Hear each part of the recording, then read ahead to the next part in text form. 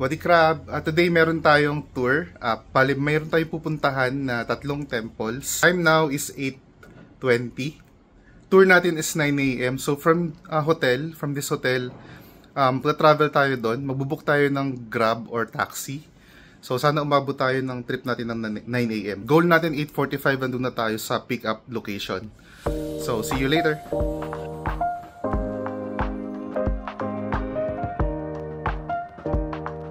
Body Crab, andito na tayo ngayon sa pick-up location. So ang pick-up location ng tour natin is dito sa Wat Silyong entrance.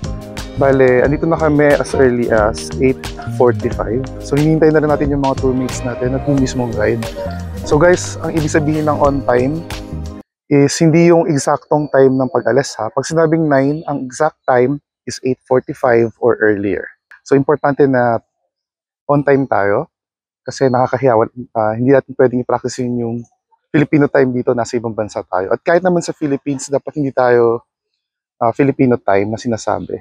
Let's make Filipino time on time kasi respect din yung sa ibang tao, okay? Hindi lang naman yung oras natin yung importante. And ngayon, compare yesterday, medyo gloomy yung weather natin ngayon. Still fine. At least maulanan man lang tayo. Maulanan man tayo. Andito naman tayo sa Chiang Mai. Okay? So see you later. Update ko kayo sa tour. I wanna think na blessing ang ulan na to dahil sa spiritual aspect ng tour natin, starting with Wat Chediluang. Dati itong pinakamataas na structure dito sa Chiang Mai. Pero nasira ito dahil sa lindol noong 16th century.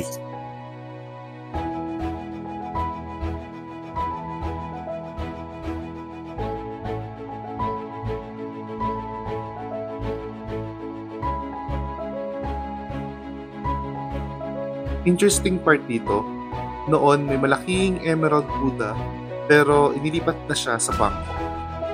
Parang faith natin, minsan may mga bagay tayong pinangahawakan pero kailangan natin silang bitawan para sa mas malaking plano ni Lord. So ang monk blessing na to, ginawa ko to hindi dahil gusto ko maging Buddhist, but as a sign of respect. Walang magic, purely cultural and for experience na din.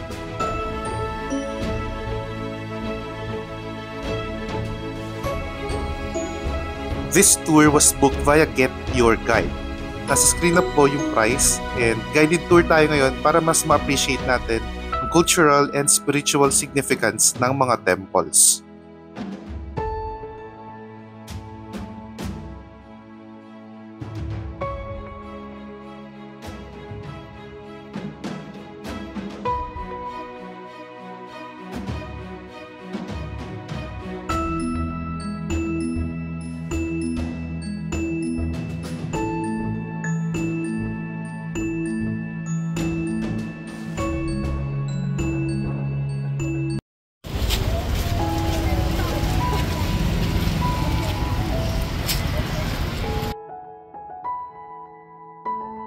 Unlike sa ibang temples na golden at grand, ang Wat Phan Tau ay gawa sa teak wood, giving it a very unique charm. Parang faith, minsan simple lang, pero solid ang foundation.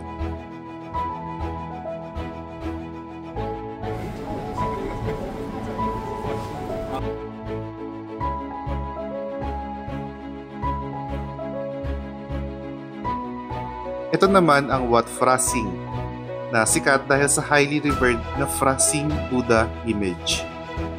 Sobrang detailed ng architecture, lalo na yung intricate wood carvings. Para siyang reminder na tulad ng ganda ng craftsmanship nito, ganun din ka-detailed ang plano ni God para sa atin.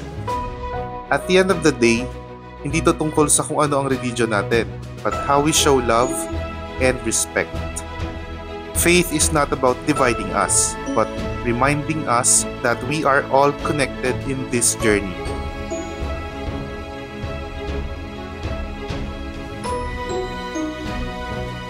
We can directly travel to Chiang Mai via Cebu Pacific.